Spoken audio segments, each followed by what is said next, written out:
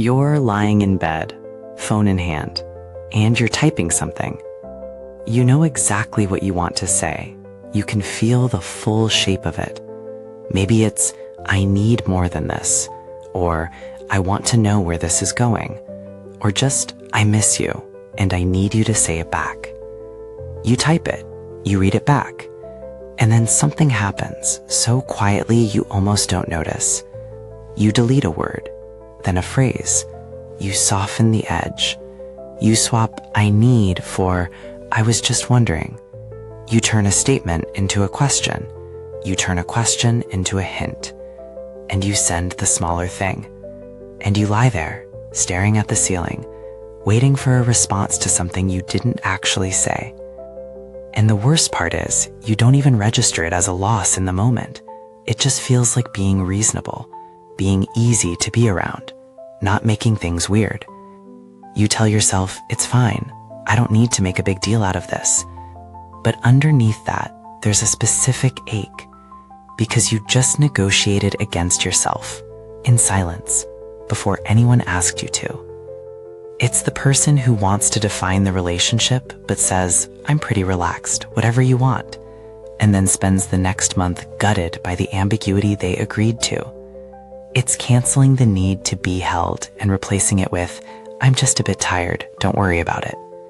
It's watching someone do something that costs you, and instead of saying what it costs you, saying, oh no, it's totally fine. The loneliness of that isn't just about not being understood. It's about knowing that you handed them an edited version of yourself and then felt hurt when they loved only that version back. If that's familiar, stay with me, because what comes next is the part that actually explains it. But here's what makes this harder. This didn't start as a habit. It started as a survival move.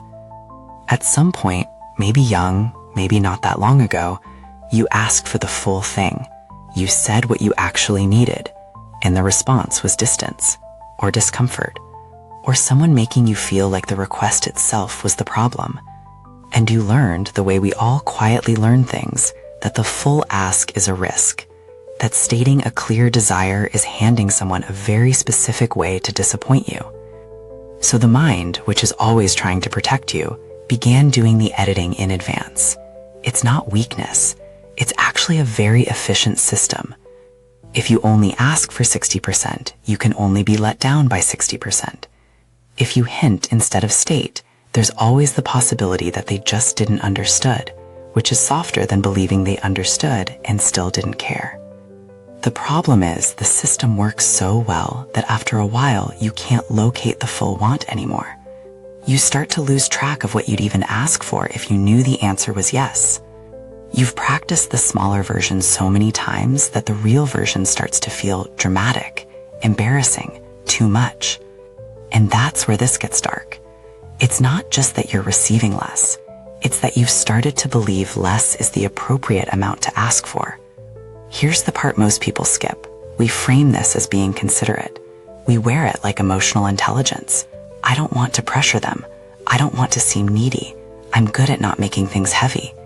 But there is something underneath that, because the truly honest version is, I already decided before they said a word that my full need would be too much for them, which means, without realizing it, you made a judgment about their capacity and then shrank yourself to fit the verdict you invented. You didn't protect the relationship. You protected yourself from a specific kind of hurt, the hurt of being clearly seen and still not chosen. And that protection comes at a cost. Because be honest, the version of that message you actually sent, you knew the moment you hit send that it wasn't what you meant. You already felt the gap, and you spend the next days or weeks quietly disappointed by a response to something you never actually said. This is the cycle. You ask for less, you receive less. You take that as confirmation that less is what's available, so next time you ask for even less. And at no point did anyone deny you. You just quietly got there first. The real heartbreak isn't being denied what you need. It's realizing you never fully asked for it in the first place. So what do you do with that?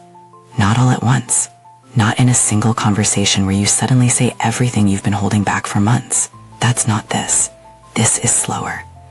It starts with noticing the moment, that specific split second in your chest when you feel the full thing rising and then feel your hands start to soften it. Just notice that. Don't judge it. Just see it for what it is. An old protection doing what it was built to do. And then, before you send the smaller message, try this. Write down the full version first, the unedited one. Not to send necessarily, just to see it. Read it back, and ask yourself, am I making this smaller for them or because I already decided they'd say no? Because those are very different edits. One is kindness, the other is a verdict you issued before the trial. You don't have to send the full version tonight, but you do have to stop pretending the smaller version is actually what you want. Go back to that image, you in bed, phone in hand, about to type the real thing, the thing you actually mean. Maybe tonight you let yourself write it, just that, just to know what it is again, to remember that it exists, that you exist past the edit. That's where this begins. Not with someone finally being ready to receive you, but with you, quietly, deciding to stop pre-rejecting yourself.